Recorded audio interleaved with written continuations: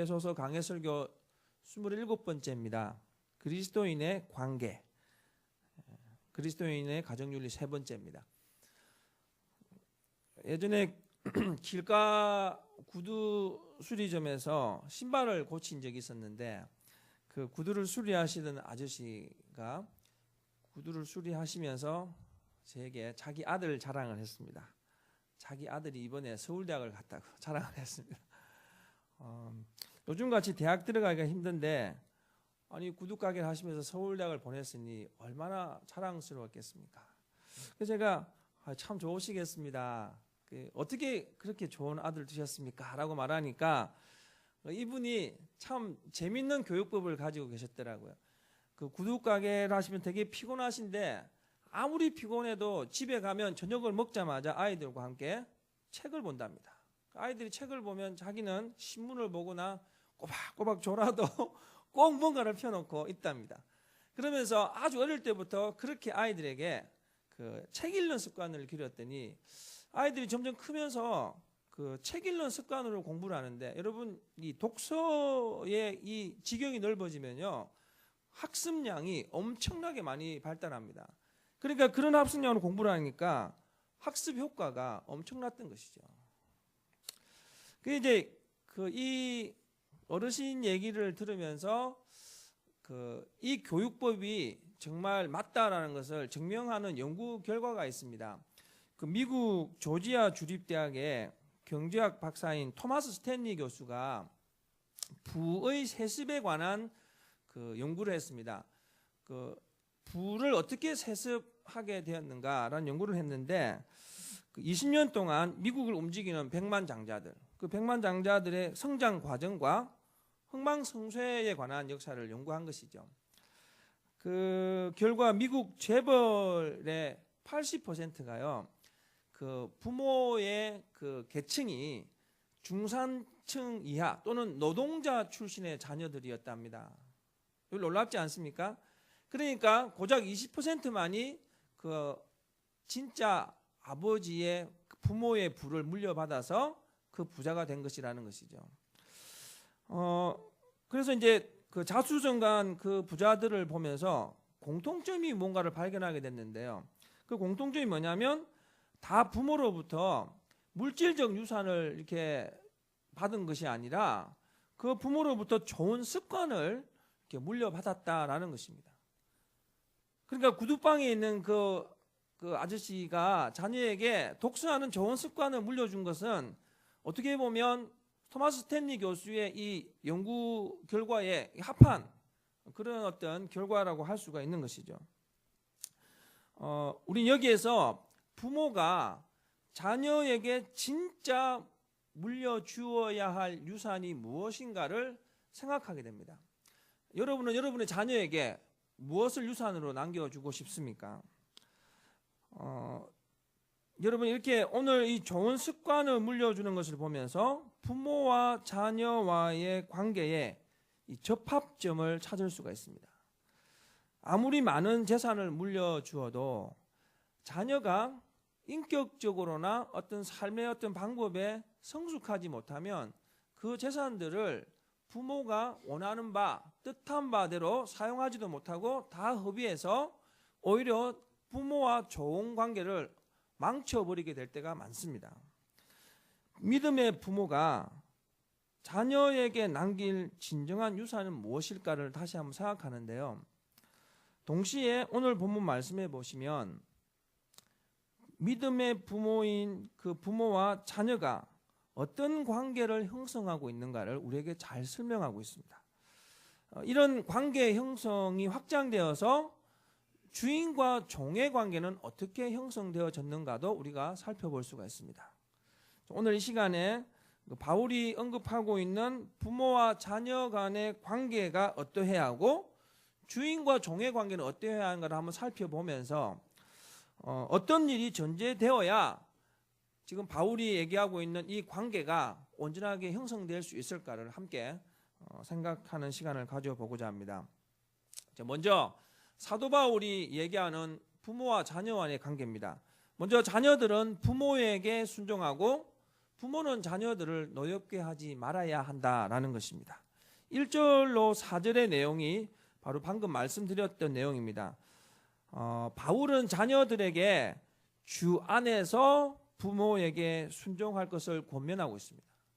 주 안에서 부모에게 순종하라 이렇게 말하죠. 부모들은 그러면 어떻게 자녀를 양육하라고 합니까?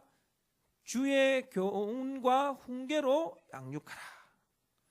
여러분 여기에서 주 안에서와 주의 교훈과 훈계로라는 말은 같은 말의 다른 의미입니다. 아니, 같은 의미의 다른 말입니다. 같은 의미의 다른 말. 그러니까 예수를 구주로 믿는 자녀와 부모는 그리스도인으로서 부모를 당연히 공경해야 하고 또 자녀를 당연히 주의 교훈과 훈계로 양육해야 한다라는 것입니다. 그러면 지금 이 부분을 유심히 한번 보셔야 되는데 자녀가 부모에게 순종하고 부모가 자녀를 잘 양육하는 것 어쩌면요 그 부모와 자녀와의 관계를 통해서 세대 간의 단절을 없앨 수도 있습니다. 그리고 사회적인 연대감을 고취시키기도 하고요. 어떻게 보면 그 자녀가 부모를 잘 공경한다는 것은 부모의 노후를 보장하는 역할을 할 수도 있습니다. 하지만 오늘 본문에 나와 있는 이 부모와 자녀와의 좋은 관계를 이야기하고 있는 사도 바울의 의도는 방금 말씀드렸던 세대 간의 단절을 없애거나 사회적 연대감을 고취시키거나 또는 부모의 노후를 보장하라고 그 관계를 좋게 하라고 말하는 게 아니에요. 사도 바울이 지금 부모와 자녀와의 관계가 중요하다고 말하는 것은 그 중심에 하나님이 있어야 한다라는 것을 강조하는 것입니다. 그러니까 부모와 자녀와의 관계는 부모와 자녀와의 관계 그 자체보다 부모나 자녀들 각자가 하나님과의 관계의 온전함을 먼저 가져야 한다라는 것을 강조하고 있는 거예요.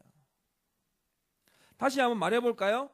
자녀가 부모를 공경해야 하는 것은 하나님께서 약속하시고 명령하신 것이기 때문에 부모를 공경하는 거예요.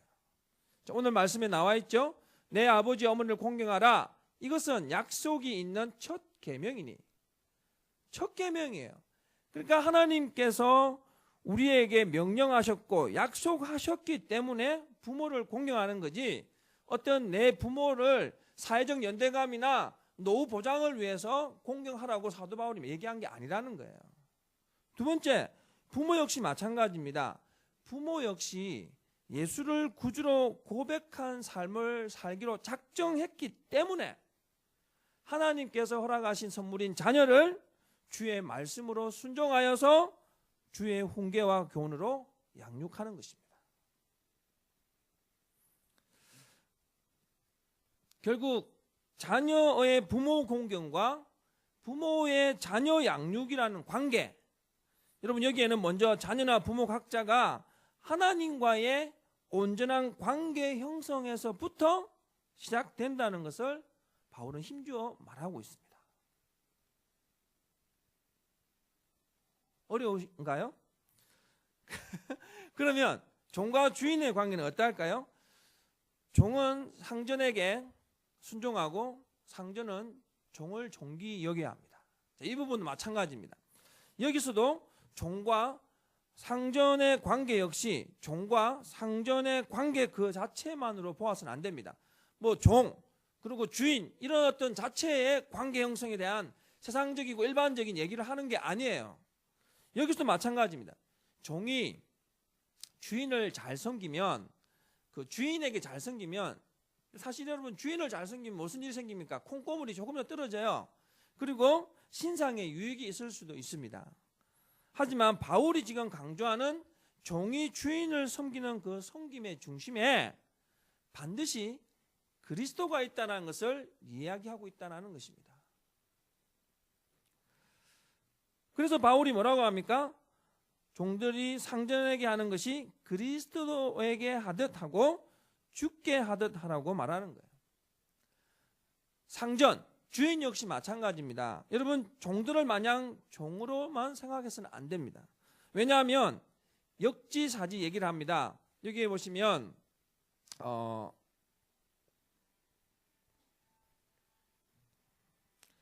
9절 말씀이죠. 9절에 보시면 상전들아 너희도 그들에게 이와 같이 하고 위협을 거치라. 이는 그들과 너희의 상전이 하늘에 계시고 그에게는 사람을 외모로 취하지는 일이 없는 줄을 너희가 알미라. 상전이, 이 땅에 상전이 있는데 이 상전도 사실은 진짜 상전이 있다는 것이요. 하늘에 가면 진짜 상전이 있으니까 결코 네가 그 종들을 소홀히 여겨서는 안 된다는 거예요. 자, 여러분, 그렇다면 어떻게 해야 이 부모와 자녀가 주 안에서 공경하고 또 온전하게 자녀를 양육할 수 있고 또 종은 주인을 잘 섬기고 주인은 종을 존귀하게 여길 수 있을까요? 여러분, 이 부분이 앞서 말씀드린 것처럼 관계의 전제가 뭐냐는 거죠. 그리스도인의 관계의 전제가 뭐냐? 첫 번째가 여러분, 관계의 중심에 그리스도를 믿는 믿음이 있어야 한다라는 것입니다. 가정이 아무리 물질적으로 풍요롭다 하더라도요, 그 풍요로운 물질이 부모와 자녀와의 관계를 온전하게 할 수 없습니다. 예전에 돈 많은 부모가 자녀를 돈으로 공부시켜서 대학 교수까지 만들어 놓았더니 대학 교수가 된 자녀가 부모에게 한 행위가 무엇입니까? 두 분을 다 죽였어요. 돈 때문에. 여러분, 종과 주인 역시 마찬가지입니다. 아무리 주인이 돈이 많고 권세가 있다 하더라도 그 주인의 돈과 권세가 그 종에게 무슨 유익이 있겠습니까? 부모와 자녀가 하나님의 명령에 순종하는 온전한 관계가 되고 주인과 종이 좋은 관계를 가지려면 그 두 관계의 중심에 그리스도를 온전하게 믿는 믿음이 있어야 한다라는 것입니다. 그러므로 여러분, 가정에서는 먼저 기도하고 예배하며 찬양하는 믿음의 향기가 가득해야 됩니다. 주종 관계 역시 마찬가지입니다. 그 중심에 믿음이 있으니까 서로 주인과 종이 서로 믿음의 관점으로 서로를 바라보아야 한다는 것입니다. 그렇게 믿음을 가지고 갈 때 온전한 관계가 형성되어진다는 것이죠. 믿음이라는 기초석 위에 서 있을 때 자녀는 부모를 온전하게 공경할 수 있고 부모는 자녀를 주의 교훈과 훈계로 양육할 수 있습니다. 믿음이라는 기초 위에 서 있을 때 종은 주인을 그리스도 섬기듯 섬길 수가 있고요, 주인은 종을 존귀한 자로 여길 수가 있는 것입니다. 여러분, 그리스도인들의 관계의 시작은 관계하고자 하는 대상과 바로 직접 관계하는 것으로 끝나서는 안 됩니다. 그러니까 육적인 부모니까 내가 공경해야 된다라고 하는 게 아니라 하나님께서 명령하셨기 때문에 내 부모를 공경하는 거예요. 부모가 자녀를 주의 교훈과 훈계로 양육하는 것은 내가 예수를 구주로 고백했기 때문에 자녀를 주의 교훈과 훈계로 양육하는 거예요.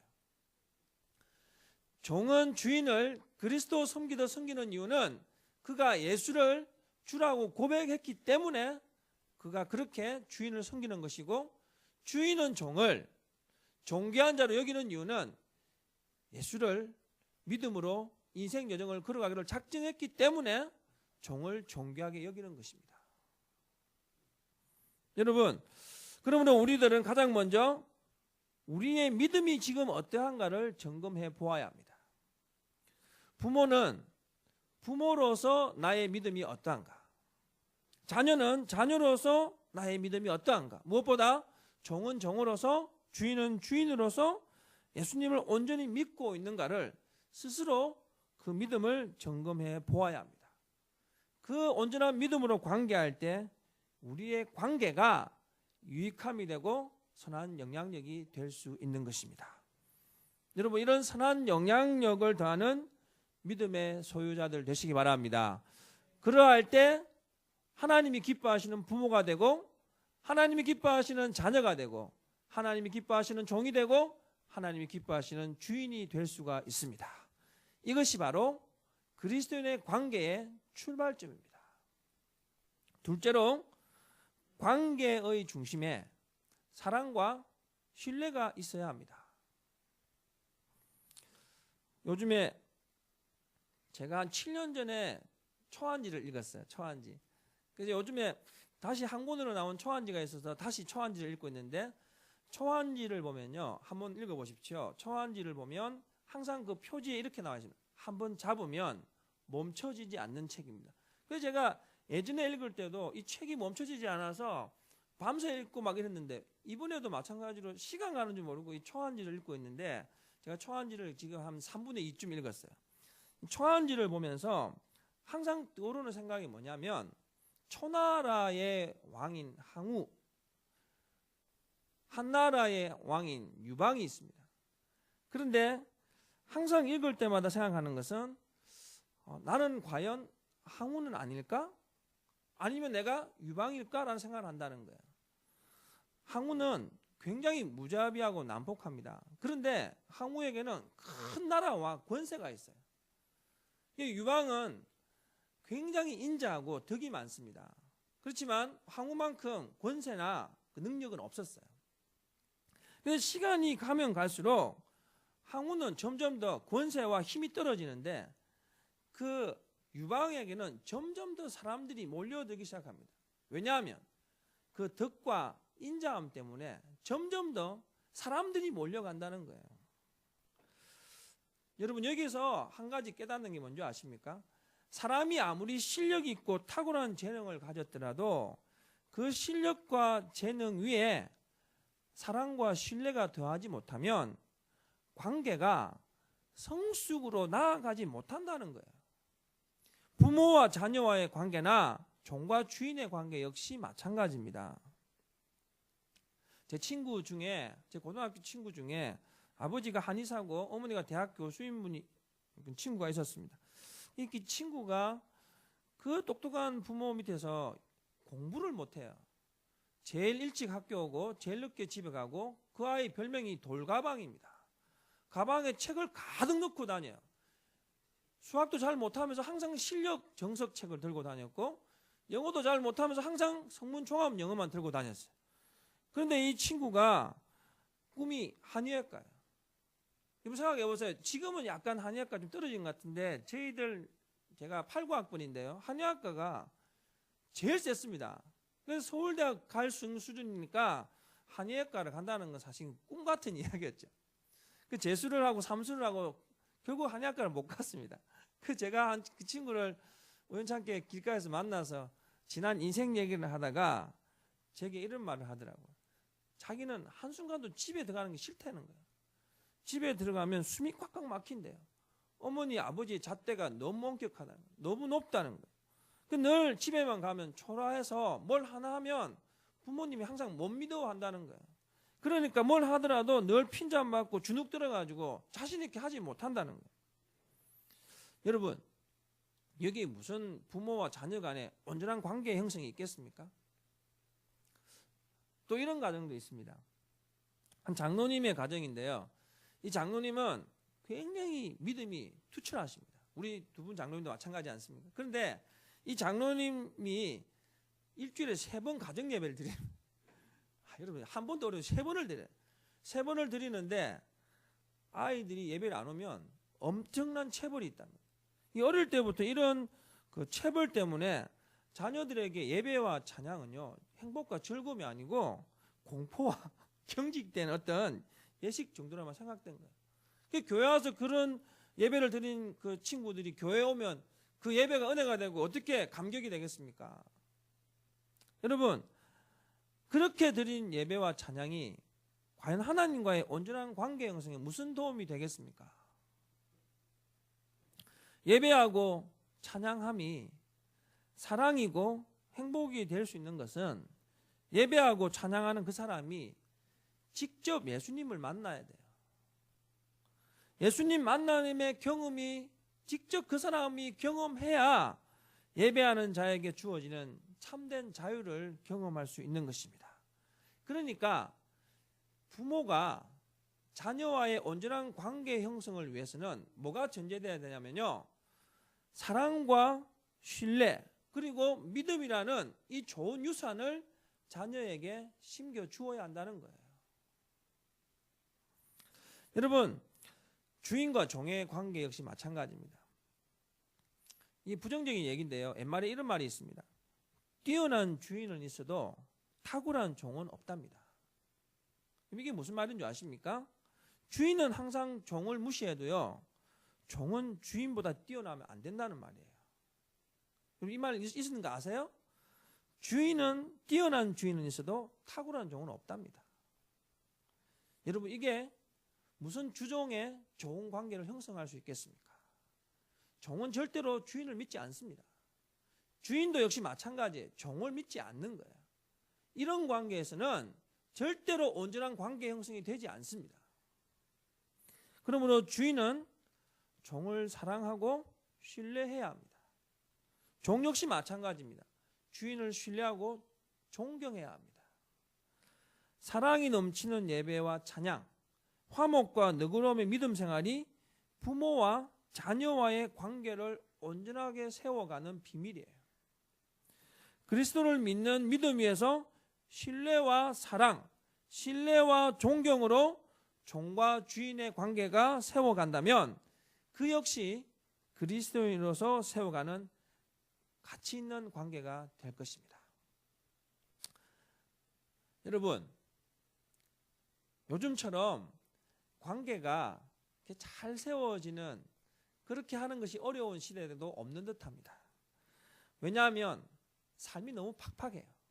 그러다 보니 다른 사람에 대해서 신뢰하는 시간도, 다른 사람을 여유롭게 배려하는 시간도, 이 모든 것들이 너무나도 팍팍한 시대 속에 있는 것 같습니다. 이러할 때 믿음으로 살아가는 우리들이 오늘 사도 바울의 말씀을 통해서 한 가지 깨닫는 것은, 우리가 하나님 앞에서 그리스도인의 관계를 다시 세워가고 정립하는 작업을 해야 한다는 것을 깨닫습니다. 어떻게 해야 하겠습니까? 여러분, 그리스도를 다시 한번 온전하게 믿는 믿음의 발걸음을 우리가 다시 한번 작정해야 됩니다.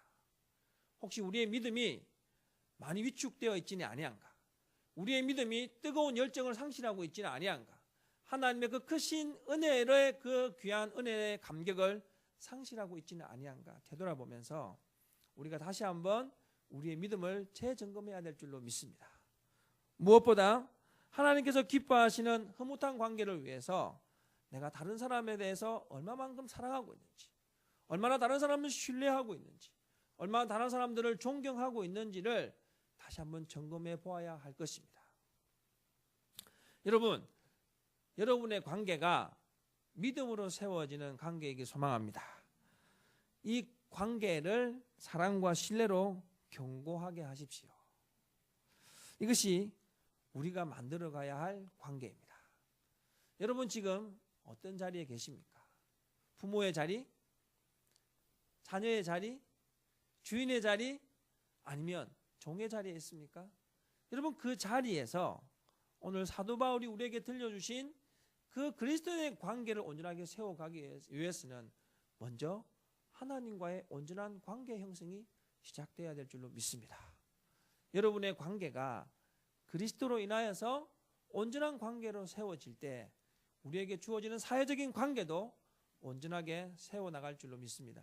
오늘 이 시간 사도 바울이 우리에게 들려주는 이 그리스도인의 관계를 다시 한번 생각하면서 여러분의 관계가 지경을 확장해 나가고 선한 영향력을 끼치고 하나님을 흐뭇하게 하는 그런 관계가 되시길 주님의 이름으로 축원드립니다.